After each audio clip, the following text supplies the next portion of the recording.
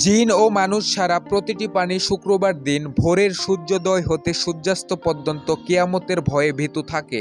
রাসূলুল্লাহ সাল্লাল্লাহু আলাইহি সাল্লাম বলেন, রোজার পুরস্কার আল্লাহর নিজ হাতে দিবেন। রমজান মাসে সাহরির জন্য ডেকে তুলতে আজান দেওয়া একটি সুন্নাহ। রোজা ঢাল স্বরূপ জাহান্নামের আগুন হতে রক্ষা কবচ। রমজান সেরা দিন আসছে, হে আল্লাহ আমাদের সবাইকে রমজানে রোজা রাখার তৌফিক দিন। সাহরি, তোমরা সাহরি খাও, সাহরিতে অবশ্যই বারকাত আছে। বাহিরের শত্রু আমার কি ক্ষতি করবে যখন আমার সবচেয়ে বড় শত্রু আমার নফস। রমজান সেরা দিন আসছে আলহামদুলিল্লাহ।